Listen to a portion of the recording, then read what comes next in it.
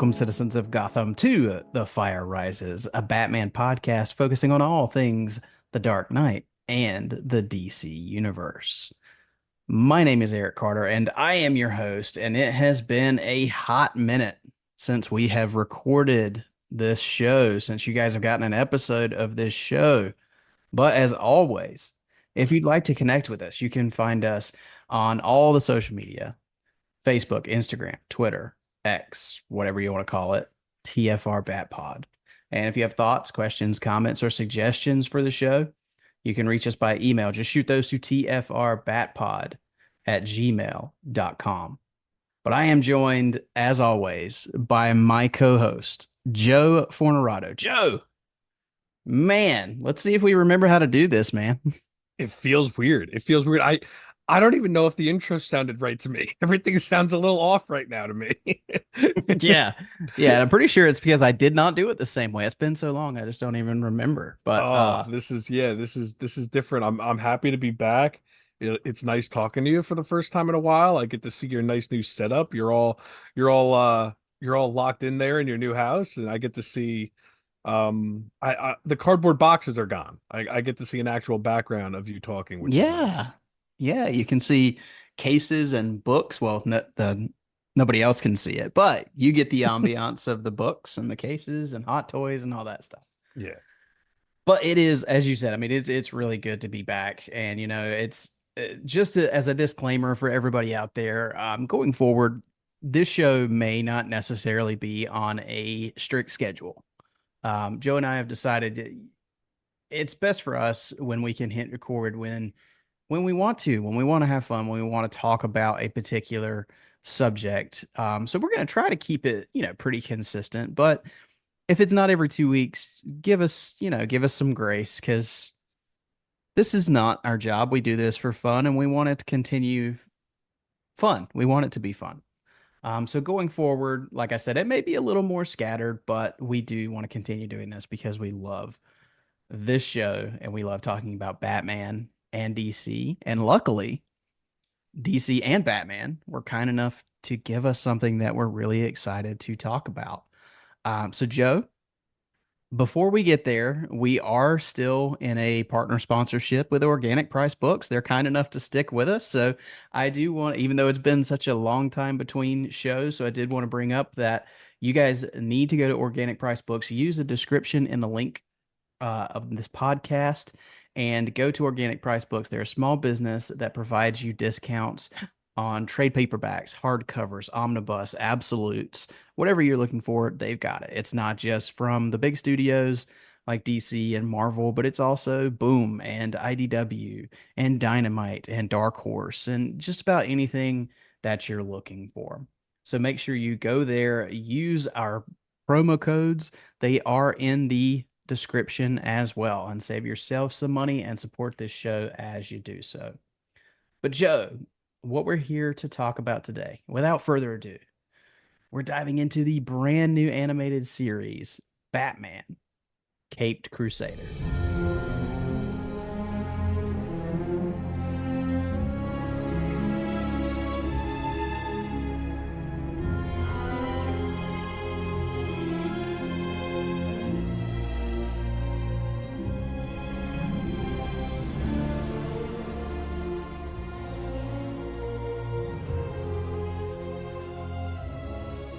All right, Joe. So this show premiered just a couple of days ago on August 1st, 2024 on Amazon Prime Video, which is such a strange sentence. Yeah, I was gonna be like, Amazon oh, the Prime. Max original. No, no, not quite. Not quite the Max original. The X Max original, I guess you could say. Yeah, where it should be probably, but Yeah. you know, we, as long as we're getting it, that's what matters, I Yeah, guess. beggars can't be choosers. We're getting it at least, thankfully. Yes. But of course, it is developed by Bruce Timm.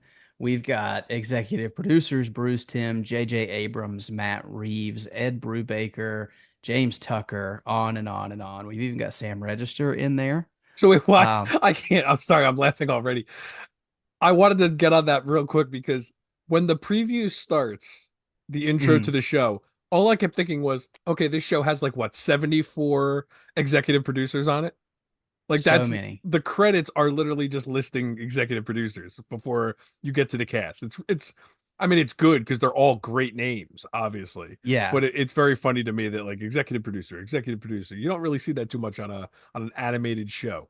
But and we're gonna get to this, but I feel like you can feel a lot of different touches in Yes. this show though. So, I can see kind of the cooks in the kitchen Hmm. on this. But since you brought up the cast, I mean, we've got a fantastic cast here. We've got Hamish Linklater as Bruce Wayne Batman, Jason Watkins as Alfred Pennyworth. We've got Eric Morgan Stewart as Jim Gordon, Crystal Joy Brown as Barbara Gordon, John DiMaggio returning to the DC world as Harvey Bullock, and then on and on. We've got Diedrich Bader, we've got Tom Kenny, Cedric Yarborough, Roger Craig Smith, who I was so glad to see back in the DC world. Yuri Lowenthal. Do you know that name, Joe? It sounds familiar. I gotta be honest. I gotta fully admit, I have not dove into who the voice cast was other than a few names here and there. Like when you said John DiMaggio, I remember him being in it. I did not realize he was Harvey Bullock. So I Yeah. really didn't look too much further than what we were given originally because I really was trying to just stay away from everything. I was really trying to stay as ignorant as possible to this show prior Mm. to it being released and just watching it and enjoying it. And I'm glad I did. We'll get into that as we go. But no, who is that you're speaking of? Yuri Lowenthal is Peter Parker Spider-Man from the Marvel Spider-Man PlayStation games. Oh, okay. Yeah. And I have been to several cons since he did that. And I've seen him in passing at almost every con I've ever been to. So Yuri Lowenthal is a big fan of the con circuit. He's all over it. But even look at the guest cast we Well, have here. did you say Gary Anthony Williams? I didn't realize who that was if you did say it, but looking at his Yeah. face now, I recognize who he is. But yeah, he's Flass. Hmm. Yeah, there's a ton of You, people. Christina Ricci and Minnie Driver and Haley Joel Osment are guest cast voice actors in this show. I didn't realize Jamie Chung, who Yeah, is pretty big in the Zack Snyder world, is Harley Quinn. Did not realize that. yeah, yeah. So you've got some heavy hitter names in this series. So what we'll do, I know a lot of people because we're just a couple of days after the release of this show, so a lot of people might not have watched it yet, which is totally fair.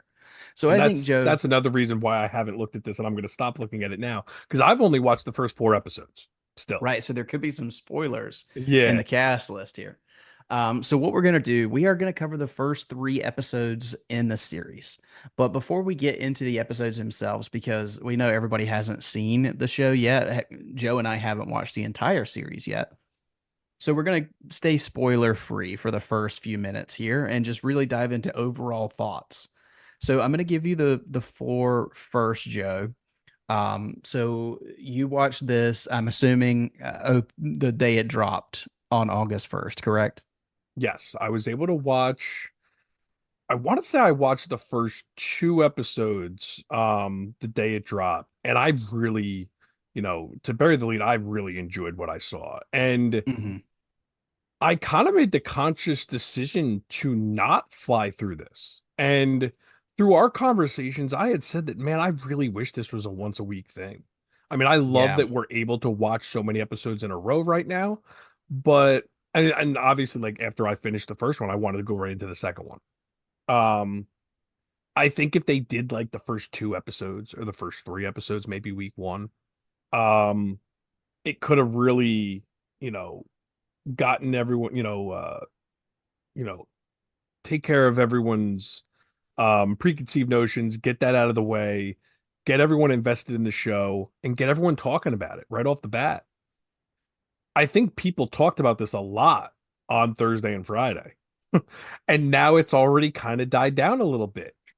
Well, Where and I mean, I if see I can some sidetrack that, conversations. Yeah, I mean, if I I see some conversations a little bit, but also a lot's been going on the last few weeks. Comic-Con with all the Marvel stuff that kind of happened. Deadpool There, and Wolverine. yeah. So I think if this spread out a little bit, um, we could have enjoyed it for a longer period. And again, I'm not going to end up extending this 10 weeks, but I'm going to enjoy myself just kind of watching a few episodes here and there. And I've actually watched, which is even weirder, I've watched the first 3 episodes multiple times Mm. just because it is such a fun show to watch that I'm just enjoying rewatching it. Like if I'm doing something, I put it on in the background, or if the kids are doing something, I could just throw it on and just kind of casually pay attention to it at this point now.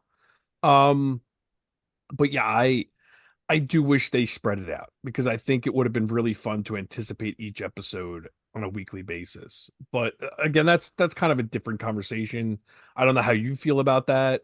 Let's talk about that for a second, Okay. because I do feel pretty similar to you on that point, because there are shows where I feel like, as good as they are, they would have been more in the zeitgeist and maybe would have carried on longer had they been released weekly. Because I mean, and I know you're not a Game of Thrones fan, Mm. but I really, I, I'm a big fan of that world. Um, just like everybody else, I was a little disappointed in the final season, but that had massive viewers all the way through the final season, and it kept building and building and building. Because every time that now the final episode, everybody was like, "What?" But there was this huge following to get there, and it increased week after week. But there's so many shows where I think, God, this would have been much better if they'd have released weekly. And I think this is one of those shows, because had I gotten maybe 2 episodes the first week and then Yeah. going on, I would have been so excited for the day each week where this came out. You know, the Marvel Netflix shows, I think, were hurt by the fact that they dumped all their episodes at once. Because you have that kind of water cooler Yeah. aspect to these series and shows when they come out every week, because people are anticipating the next one. And I And think you amongst the benefit. geek circles, it would have been like that for this show. And also, one of our biggest complaints with the weekly model of cable TV or network TV is that there's always these long gaps Mm, where you have like you don't have to have a gap for this. It's just 10 weeks in a row or 8 weeks in a row if you double up a couple. You can even do 2 episodes a week if you want, or structure it to where if 2 episodes go hand in hand, maybe keep them together. In this case, from the episodes I've seen, yes, there's a through line, but they're very episodic. So mhm. you don't need to binge all of them in one shot for the most part. Where I don't know, I think, and it's come to, and especially since Amazon Prime doesn't do that for The Boys. The Boys, they release the first 3 episodes and then it's weekly after that. Mhm. So these companies are picking and choosing when they're doing it. There's got to be a reason as to why they do it based on their numbers for certain shows. I did see today this show did just surpass The Boys as the #1 stream show on Amazon, Mm. That's which good is to hear. very interesting. Now, is that because it was dumped all in one shot? And maybe that's why Amazon, maybe that'll teach them that this might be a different model. I don't know. I don't know how all that stuff works. Um, The problem with this method is that happens a lot, like within the first 5 days, and then when it's they done. dump, and then people forget about it Yeah. because it's all out there. And also, I think a lot Um, of people are hesitant to even talk about it because I know most people are not respectful, but in this case, maybe people are being respectful where they're not talking about it as much because we don't know where everyone else is in their viewing, mhm. where they might not want to talk about the finale or episode 9. Now, how many episodes did you watch? I thought you finished it. So I'm glad you said that, because Okay. that's to compliment this show, because before I knew it, the day it came out, I was through 5 episodes. Yeah. And then I was like, holy crap, I'm already halfway through this show. So I s- purposefully chose to backtrack to hold off. Hmm. And I've only watched one more episode since then. So Okay. I'm on episode 7 Okay. that I haven't watched yet. So I've got 7, 8, 9, and 10 left. Um, so I'm trying to pace myself, but that is a mark of how good I think this show is, because before I knew it, I was halfway through. Yeah. And then I was like, crap, I'm halfway through. Um, That's one thing I will say. I think, and this is no spoilers at all. I think one of the strengths to this show, as opposed to something like the Batman animated series or Batman the animated series, they don't have to fit a certain number of network television episodes. So far through the six episodes that I've watched, there doesn't feel like there's that Farmer Brown episode, Yeah. you know, or and that's just compared because Bruce Timm is here. I've got that obvious the animated series comparison, which I feel like we're not going to be able to escape with this No, and show. they've been pretty open about that even from the beginning that Yeah, it feels like almost at least a spiritual successor to it. successor. Yeah. Yeah. But with the episode count that they have and being on a show, being on a network or with Amazon Prime, a streaming service where you don't have to solely depend on having so many episodes in your count, you can really dive into stories. I feel like there's been no filler episodes that I've Mhm. seen so far. They've all just been really, really good. Um, and the animation is sharp. I don't feel like there's so many episodes where you would see sometimes you would see the B team Mhm. animation. There's no B team animation here. It's all crisp, it's all sharp. Um, I even told in our group chat, I was like, this is really sharp looking animation. I mean, I would say, in my opinion, it's feature film animation level. Yeah, I would definitely agree with that. I think it's got that stylized look to it. The that noir look that they've been going for, but it's also really colorful on the indoor scenes and Hmm. vibrant when it needs to be. There's just it's not, how do I put this? It's not what I was expecting as far as the way they kept hammering home the noir feel when in the marketing. But it also, to me, it's less like what I expected of that. It's more like Fleischer style, like that kind of like Yeah, there's some of that. it's more of just an old school time period than like, but it feels like animation. Like Yeah. I don't know how to say this without being. I don't think it's spoilery to say it's more comic booky than I expected. Yeah, I think so.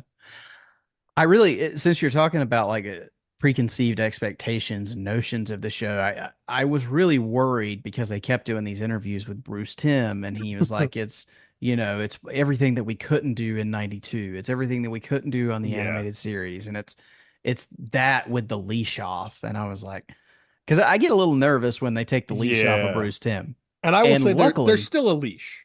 Like I don't think they yeah, went too far, and I think that's the important thing is like we were talking, like I could put this on with my kids in the room. Like it's yeah, not it's TV 14 is the rating. Um there I would is, say this is a pretty loose PG-13 movie. Um yeah. Yeah, there's like definitely so you don't have animated lasers and stuff. It's yeah, people there's firing guns and guns. yeah.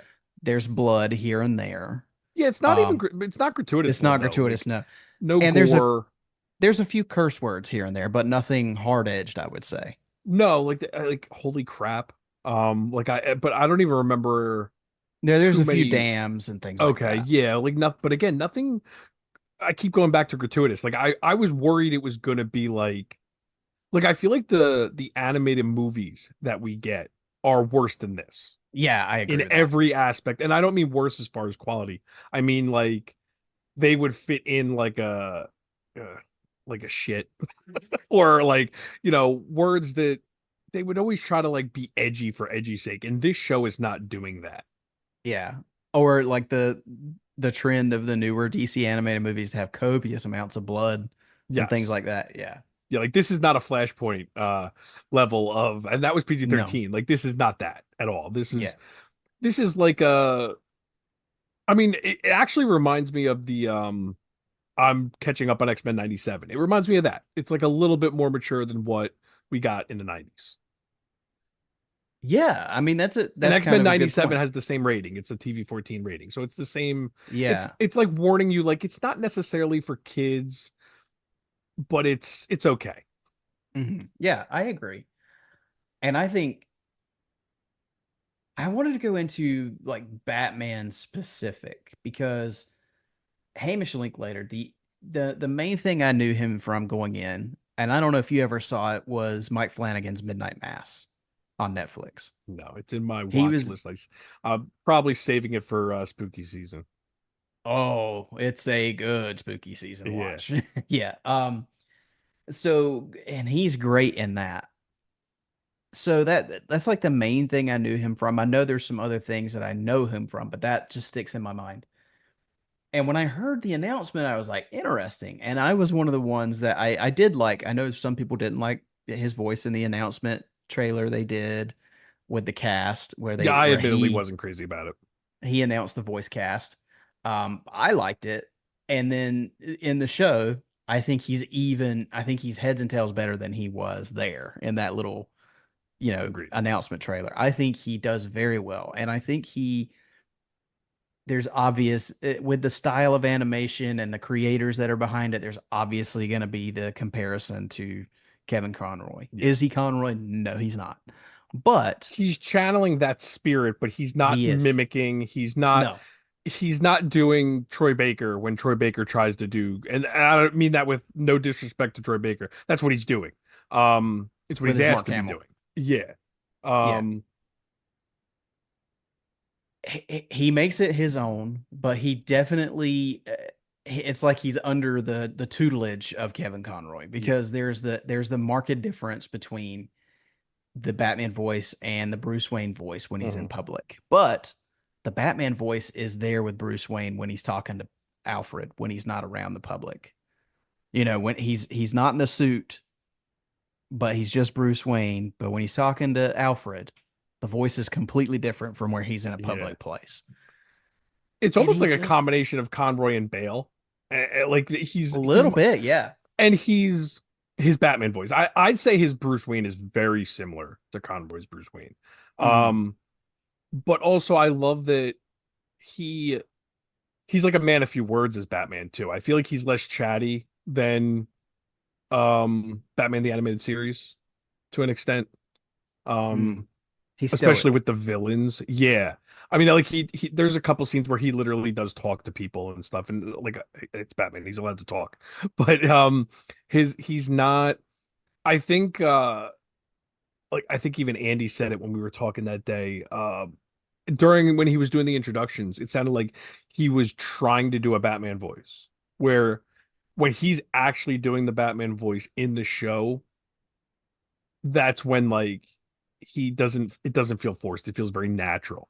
Where I feel like Yeah. in the introduction that he was doing, it was like because it was part of a script and he was playing a part in that, like I don't know, maybe he just didn't feel as natural doing something like that. But or he was playing it up because it was fun for him. Who knows? But the show, I think he does an excellent job as the Batman voice. And I think the reason I can point to the fact that I didn't even think about his voice when the show started. It never even Mm. occurred to me to criticize or to praise the voice. To me, I was just watching it and heard Batman and heard Bruce Wayne. There was Good point. no Yeah. there was really no movement of that level for me at all. There was nothing. It was just Batman. Hmm. So with the voice down, what do you think of the look of this Batman? Because we kind of knew all the way along what he was going to look like. He looks Mhm. very much like the poster art Yeah, with the it's very first year Detective 27 yeah. Batman. He's got the gloves. He doesn't have the The pointed short little gloves. gauntlets. Yeah. He's got the long ears that are kind of wide. Hmm. What do you think of the look of Batman in this show?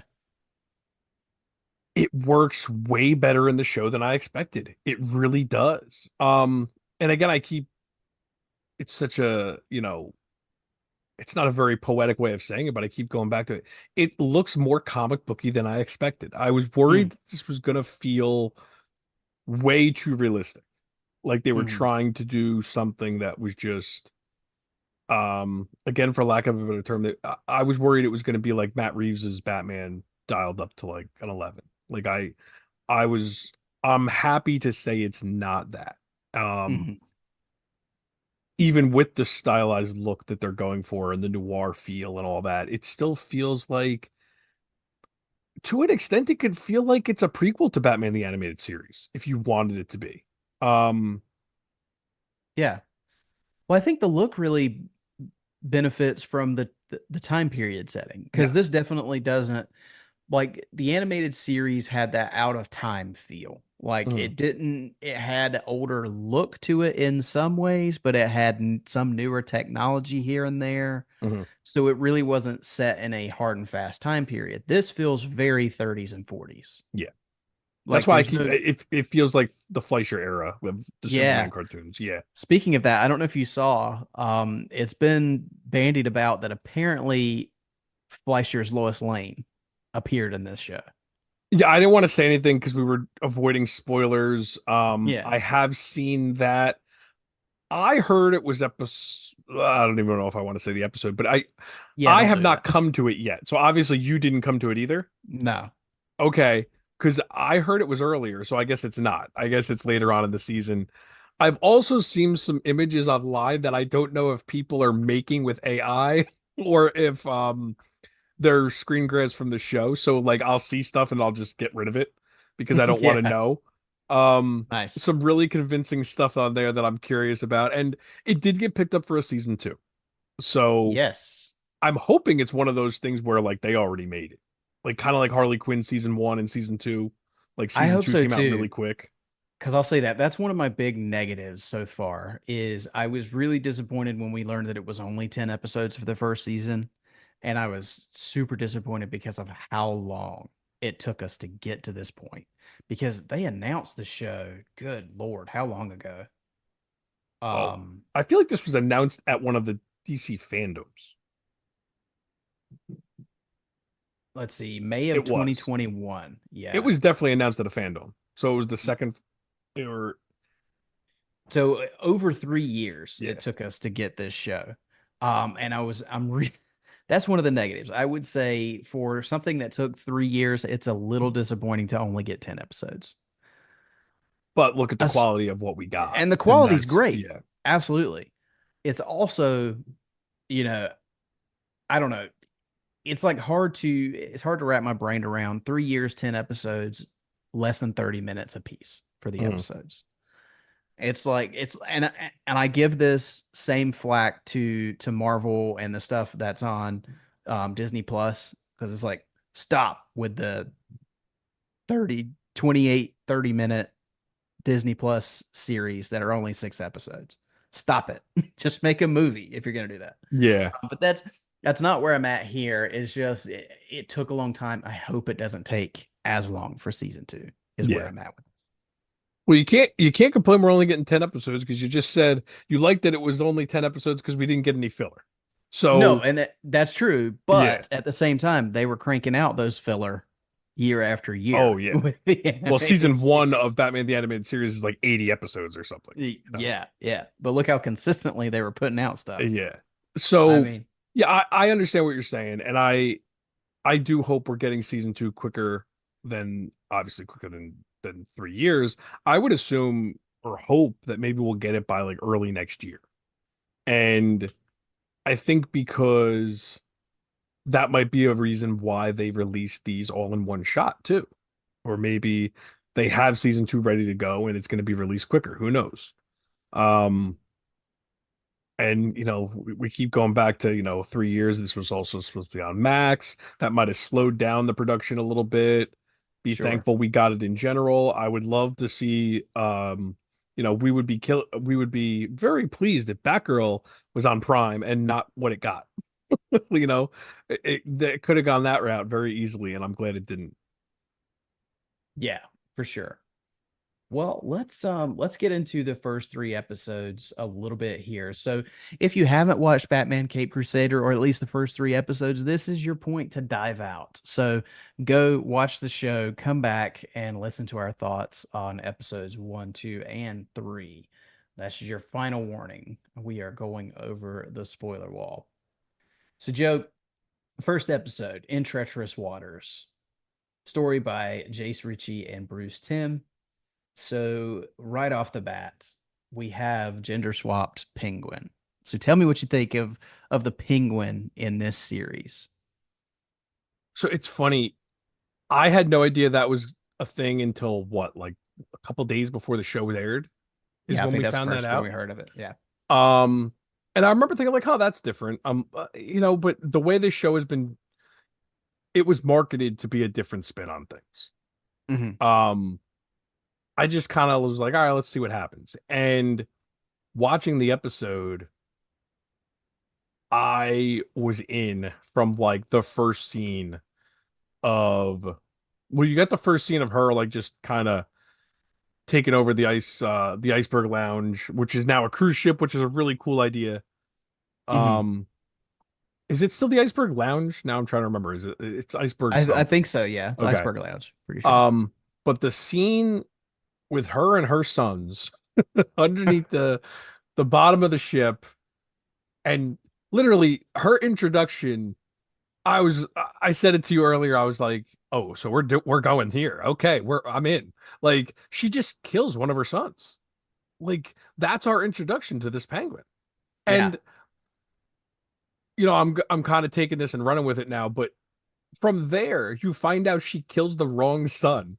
And her lackey is like, she's like, "Oh, do you realize what this means?" And he's like, "I think it means you killed the wrong son." And she goes, "Oh yeah, I guess that too." Like that wasn't even Yeah. what crossed her mind. She was more angry that the snitch in her group was still out there. It wasn't one of her sons. She just happened to kill like so, and no regret whatsoever of killing a son, let alone the one that wasn't ratting on her. Hmm. It was I was in. And we only get her for the first episode so far. Yeah. Um it does seem like we are pretty much getting villain a week. Like villain of the Per week episode. type Yeah. of storytelling. Which But is cool I because they're setting up the world not like that. yes. But I was loving her. I Could they have possibly done the same thing? Like that's the thing. Like you don't want them to gender swap just to do it. I think her killing one of her sons to me makes it more horrifying that she's a mother as opposed to like a father killing a son. Like I feel like we've seen that, you know? Not only that, but like you start the episode because from the start, like you see her come in and somebody is about to die, Hmm. and you see the silhouette of the penguin. And if you didn't know that the penguin in this show was female, you wouldn't have known because you just see the silhouette, Yeah. you see the top hat and the monocle, you see the umbrella and the blade come out at the end. And man or woman, she looks the penguin. Like Yeah, she, she does yeah. absolutely. And then she, her first big introduction is in the Iceberg Lounge, which is still a front in this version. Hmm. It's a front for organized crime, but the front is this cruise ship, this yacht that people come on to enjoy themselves and be entertained. And she's a burlesque performer. Like she's singing Yeah. and people are ogling her, even though she's shaped like the penguin. You know? Yeah. But and I thought Minnie Driver as the Penguin was one of the standouts Yeah. in this cast. She was great. And the back and forth between when we finally get Batman and the Penguin against each other in this episode, because you're wondering, like, I think it's a cool dynamic because I'm like, is Batman going to hit this woman? And he doesn't really. But I mean, he still brings it to her, Yeah, well, he's physically. trying to stop her from doing what she's doing. He's trying to play Yeah. defensively, but we've seen that line towed with Batman before. He is sometimes forced to fight women, and he's obviously gone toe to toe with Catwoman on certain in certain aspects. But with this, yeah, I mean, this woman is a bigger woman. She looks much more of a threat than like a physical threat, and yeah, it never even I got over the whole gender swap thing. And again, I wasn't against it. It was just like, huh, like okay, the Penguin is a huge focal point of the Batman right now, and of obviously the TV show on Max coming in a couple in less than a month or a month now. Um, so okay, like I'm down for a new different version of the Penguin, and I was they won me over very quickly. Hmm. So I the What a fact better that way to differentiate between the Penguin TV series that's yeah, coming.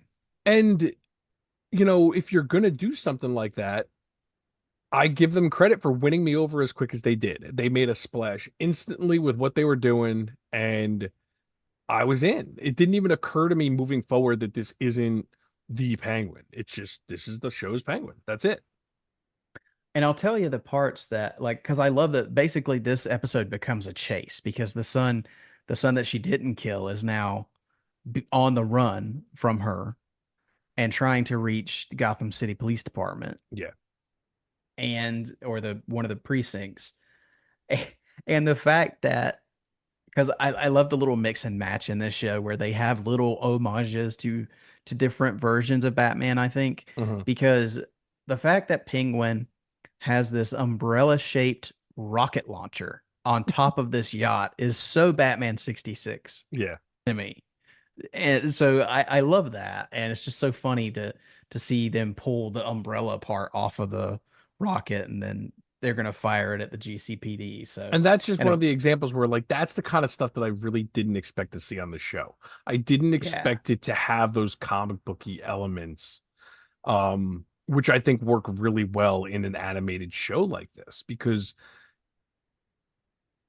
you could say it might be weird to I mean, I don't personally believe this, but I could see why creatives might be a little hesitant to make a noir feeling Batman movie and Hmm. be hesitant to do those kind of comic booky elements. But in animation, it works really well. Um, you know, you got that kind of stuff. You got what's coming in episode 2 and 3. But like the gadgets are still there. The Batmobile is a little it's not as cartoony as we've seen, but it's Hmm. also not and I don't mean this as a dig to the Batman, and I don't want to make this comparison too much, but I've even said to you, and you know, I like the Batman. I like the movie, but this to me is it's just a little bit further into that comic book direction that I would have really appreciated. And like, look Yeah. at the Batmobile. This Batmobile is not anything extravagant, but it just the fins are a little bit longer. It looks a little bit more streamlined. That's the kind of stuff that I really do love about this show right now. Well, the Batmobile, I thought you put it best when you told me you thought it was like the Batman the animated series Batmobile mixed with the Reeves Batmobile. Yeah. And that's Hmm. very much what it looks Yeah. like. Yep. It's the Reeves Batmobile stretched out a little bit and it Just looks yeah. yeah. It doesn't Yes. take much to make the nerds happy. Like just go a Yeah. little bit. It's not hard. So like and then I know we're still on episode 1, but there's a Catmobile. Like Yeah, and Catwoman we'll get makes her there. own. Like that's the kind of stuff that I love. Well, and I did want to before we move on to episode 2, we also get the introduction of Jim and Barbara Gordon in this episode. Yeah. Very different take on Barbara Gordon. I think Jim is pretty consistent with who Jim Gordon is. Hmm. But you've got Barbara Gordon who is a she's an attorney. Yeah. She's in the courtroom. So what did you think of that switch for Barbara Gordon? It works. Like again, I was kind of just along for the ride watching Hmm. this show because yeah, it's doing different takes on these characters, but it works in this world so well. And I don't think I've ever even, I mean, I know I'm only 4 episodes in, but I'm not dying. I love Barbara Gordon as a character in this show so much. I'm not like, I needed to be Batgirl. I needed to be Batgirl. I'm good with what she is right now. I do hope we get there, Hmm. but I'm not dying to see that change because she's just a great character as she is. Yeah, for sure.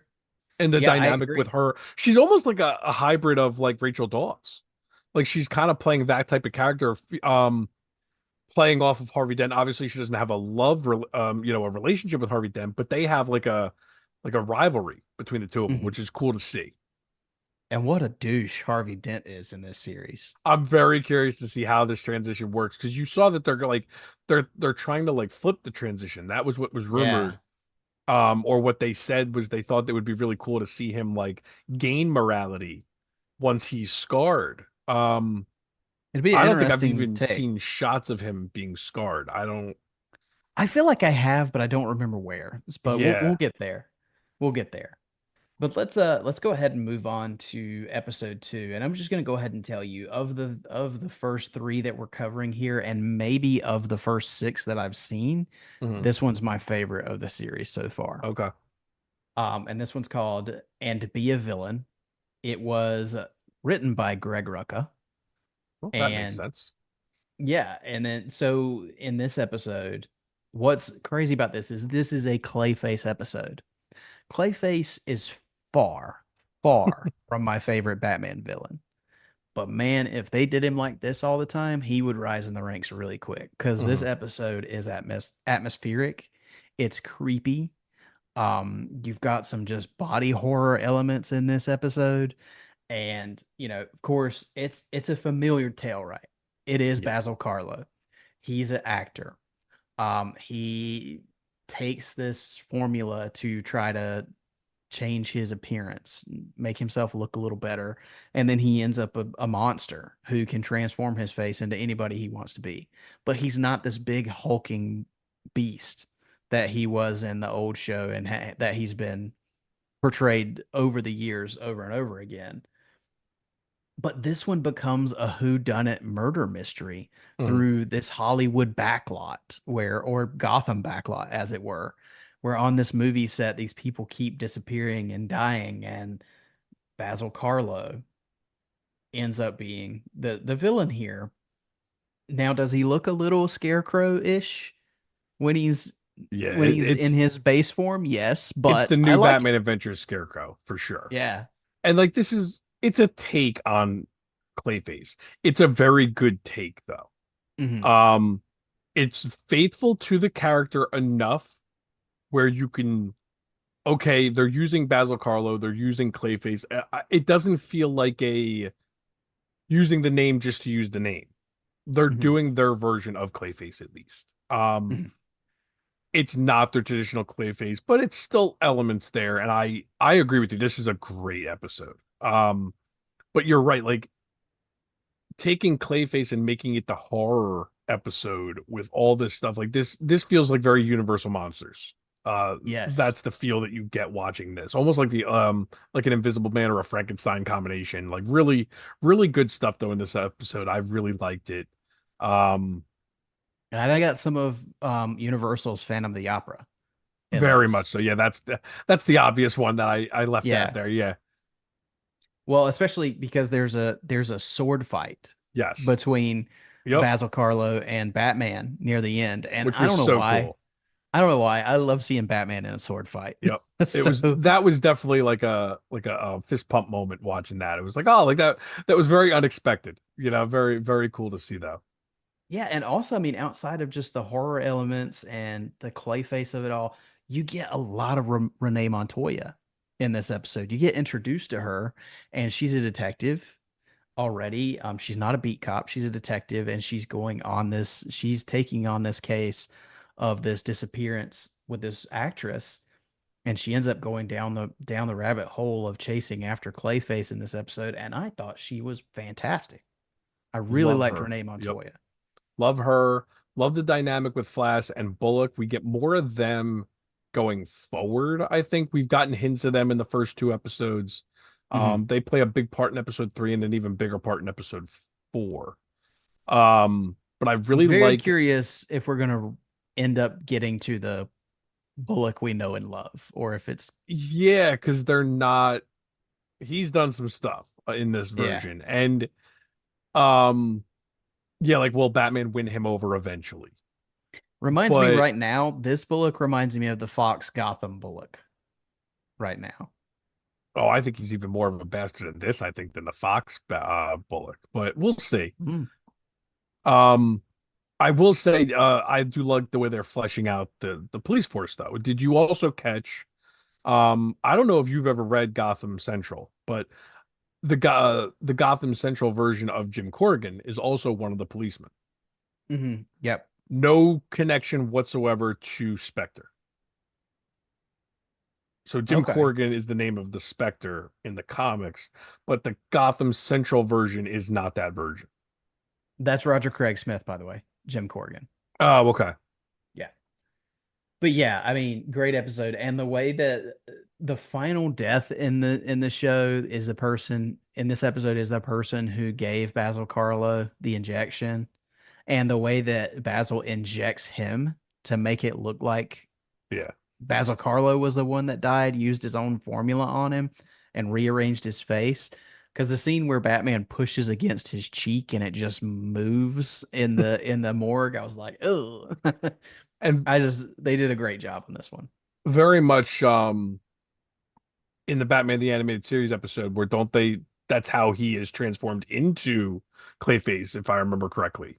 Um in Feet of Clay, correct? Where they just start injecting him with the serum and it's like a very horror-esque where they just literally he just Yeah, I over think so. injected and that's kind of how he becomes the hulking monster in that. But yeah, there's a lot of good. I mean, we could probably talk for longer. This is the episode I've seen the least because my daughter gets a little scared when I watch this one. So I Mm. can't the little scary images for my daughter who's a little overly sensitive to stuff.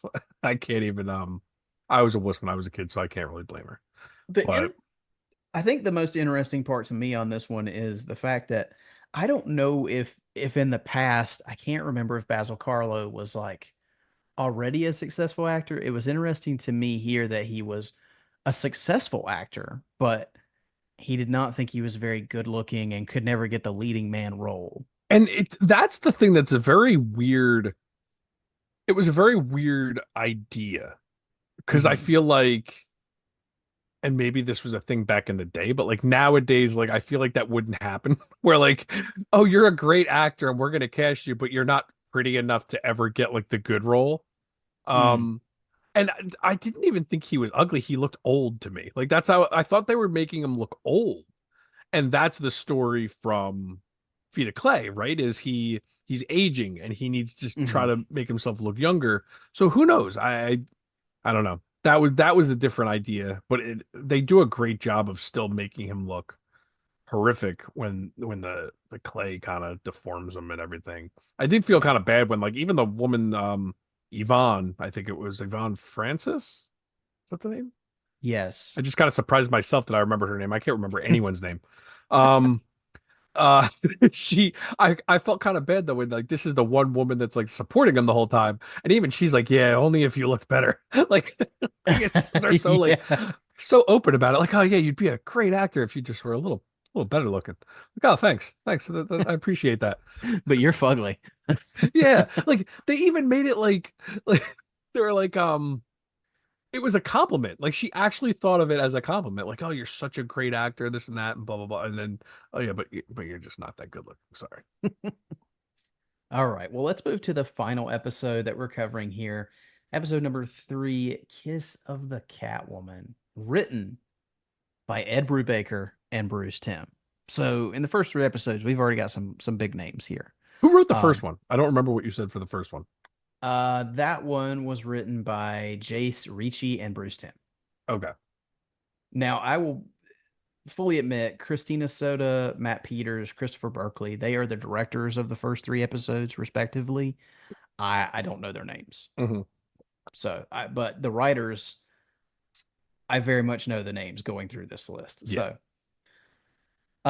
Kiss of the Catwoman, though. We get our introduction to Catwoman in this episode. I feel like this Catwoman is very familiar.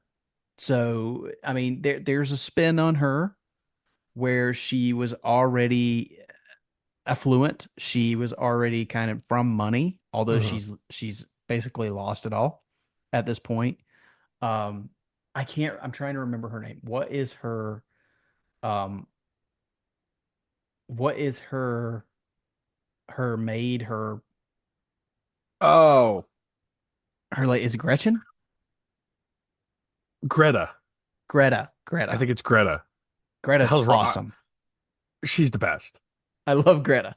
And that is my favorite part of the episode. I will say this is my favorite episode. Oh, really? Okay. Yes, I love this. I do have like a soft spot for when Catwoman is wearing purple.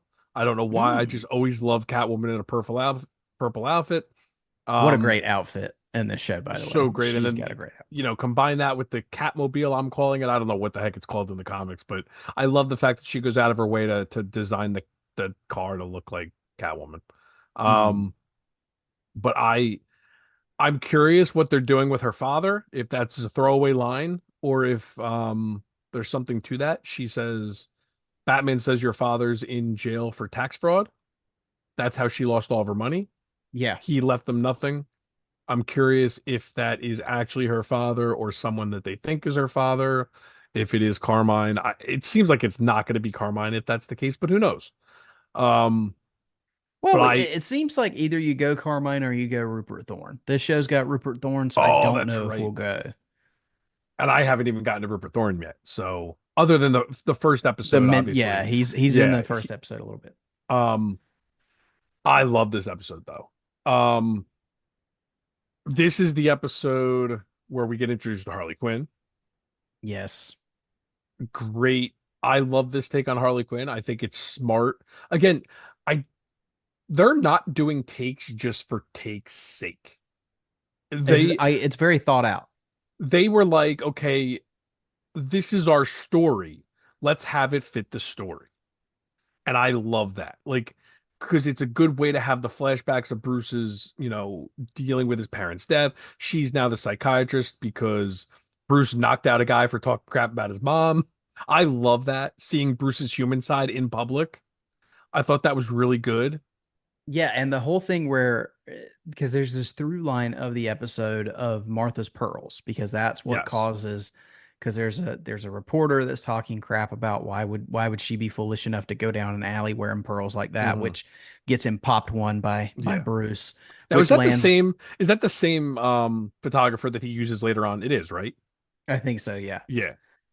And that's the instance that lands him in this therapy, court appointed therapy with Harley Quinn. And Mhm. also there's the whole theft of the pearls attempt by Catwoman, Yes, it which all goes together really well. but it also made me think of The Dark Knight Rises because you've got Oh the yeah. pearls and Yeah. Catwoman. So, Yep. But it's which also a I very think is Catwoman thing. it is, but I think that's an intentional nod. I Oh, I'm can't help sure. but think that's got to be intentional. But yeah, I mean the whole setup of this is a really good episode. I love that you get those peeks into the persona of Bruce Wayne that he's putting on, and that he loses that a little bit when Yep. his mom is insulted, and then he puts it on again in the therapy sessions, but he does not fool Harley Quinn. The paperwork is one of my favorite things also, where he thinks he steals the paperwork from her office and she knew he was going to steal it, so she wrote a note in the paperwork for him. Yeah, It just see you says like next see you next session or Tuesday something. or something. Yeah, Yeah. like loved it. And again, is she a take on Harley Quinn? Yeah, but she's still true to the essence of the character. Mhm. And we don't know if the Joker is going to make an appearance on the show. We assume he is eventually, I think. But he was not announced for season one, correct? Not that I know of. Okay. Um, so I like that this was a smart way to get Harley Quinn introduced. And I do not know how that is gonna um unfold because I'm only on episode 4. I don't know if you've seen the Harley Quinn episode. I think you have. I have. Okay.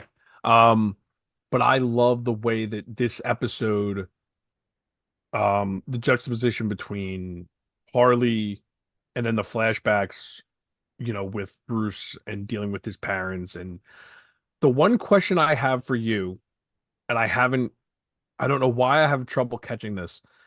The last scene of this episode, Mhm. is that the flashback of his parents dying and Alfred hearing it? I believe so, yeah. Okay, for some reason, when I first saw that, I was very confused. And then I watched the episode again, and I was like, "Oh, that's Alfred." And it's just a quick flashback to show Alfred's perspective on the death of the parents.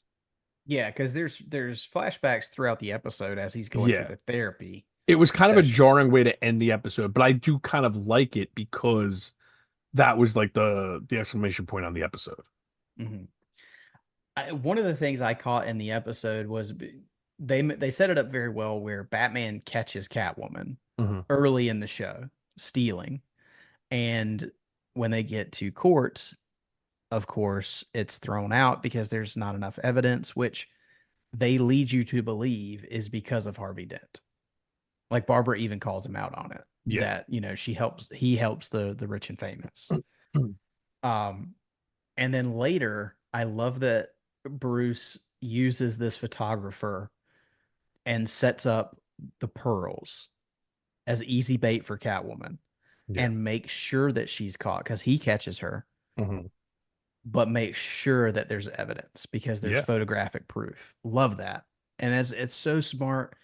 And I love the tit for tat between Batman and Catwoman in the episode. There's definitely the seeds of that relationship being planted. Hmm. And then, just him beating up Flash at the Oh end of the yeah. episode and he gives or the photographer comes to him with the photographs and says, I've got pictures of what you did with that cop. And he said, you can destroy it, but it's got, your evidence on it. And he tells him, he said, do whatever you want with it. Just make sure that picture of Catwoman runs. I don't care Yeah. what you do with the rest. So I love that. He's not in it to make himself the hero. He just wants to protect Gotham. Hmm. So yeah, I thought they did a really, really good job with this particular episode and all three of these that we've covered here. But Joe, is there anything that really stood out in these first three that we didn't mention that you wanted to, or was there Well, you anything else you you got to wanted talk to? about Greta.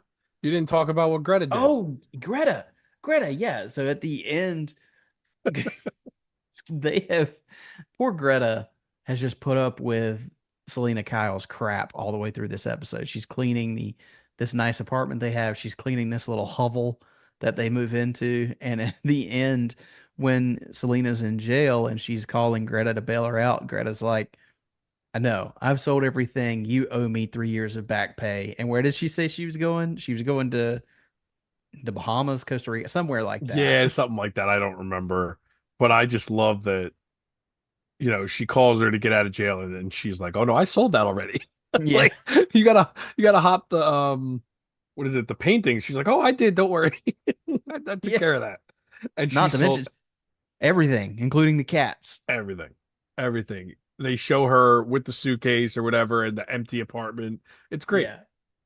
Yeah. And I wouldn't even try to attempt her accent, but it's great. I love it. I'm All making right. Well, sure her back name to, is Greta before we keep calling her Greta.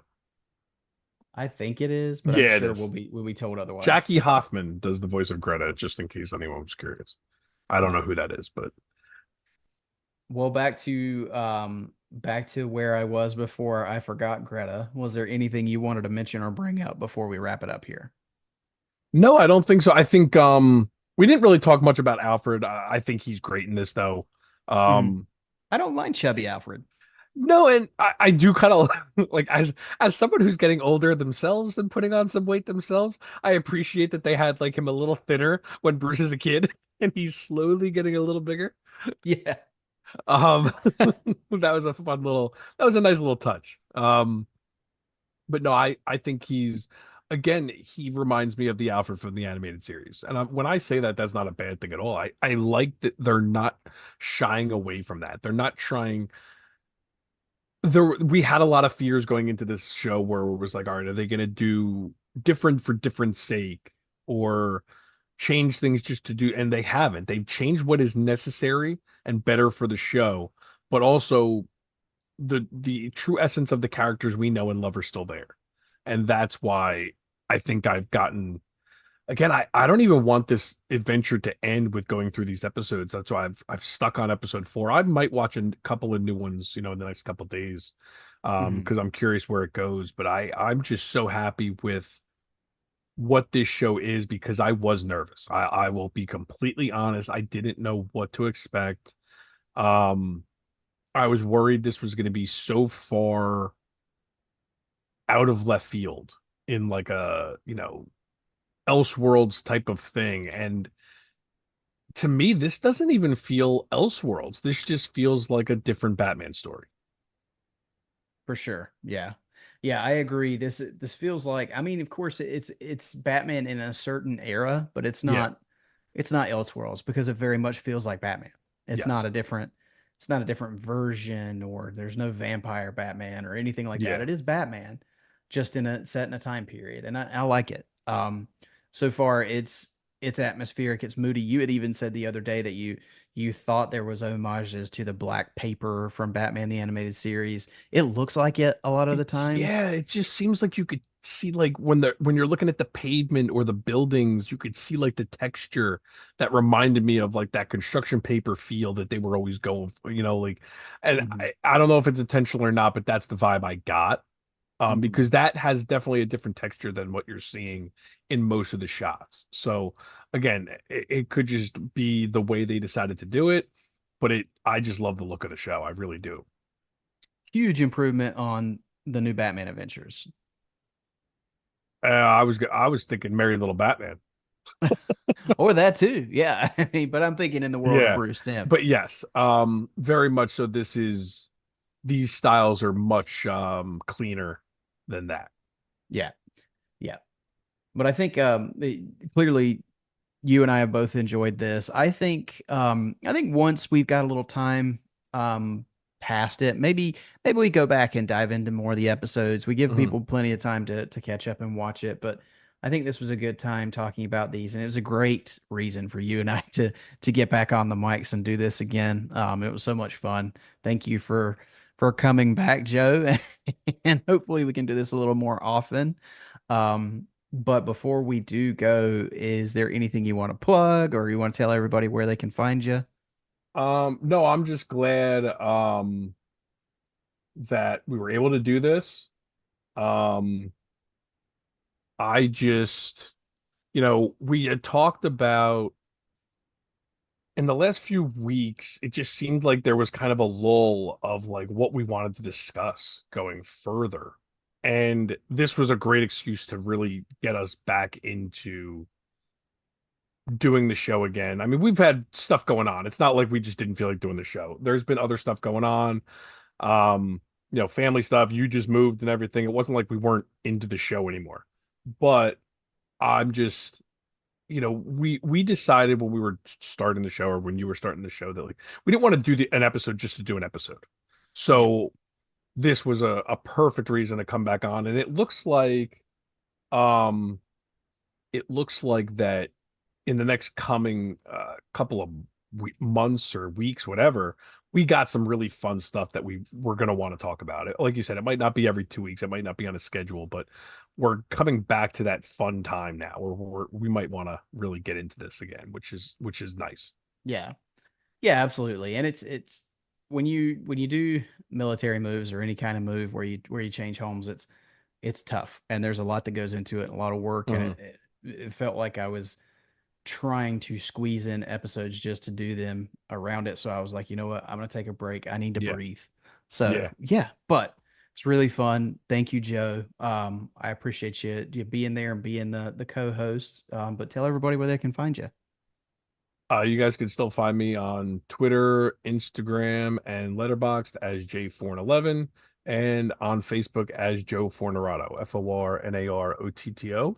And hopefully we will see you. You guys can listen to us again sooner rather than later this time. And we got the Penguin, we got Joker Folia Do, we got some really fun stuff coming up at the least. So we're good. Absolutely.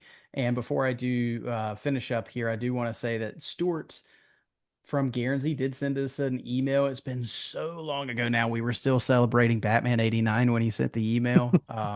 So he did tell us, he and his son went to Paris to see Batman 89 in concert, and he sent us some pictures and a link to some videos. And man, those are some just really cool pictures. The building wrapped in the Batman 89. It looks like Yeah. Batmania from 89. So that's so cool, Stuart. Thank you so much for sending that email.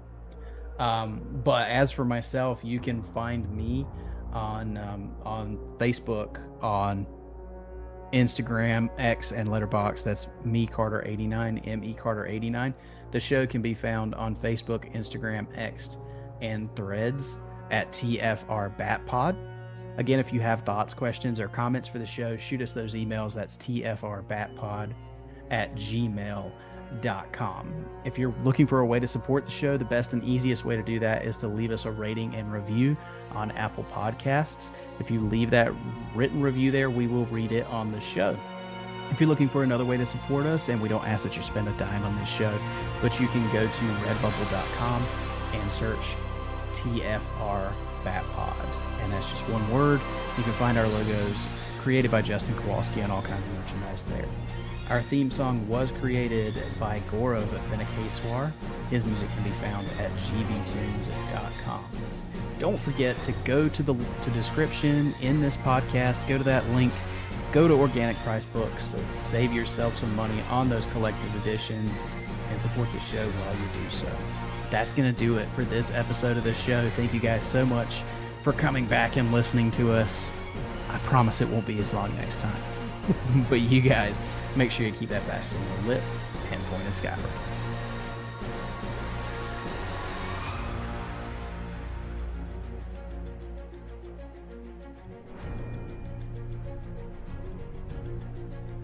Batman was created by Bill Finger and Bob Kane and is the sole property of Warner Brothers Discovery. The Fire Rises, a Batman podcast, is in no way associated with DC Comics, DC Studios, or Warner Brothers Discovery. The thoughts and opinions of the participants of this show are their own and do not reflect the companies that they work for. Thank you for listening. We'll see you on the next episode.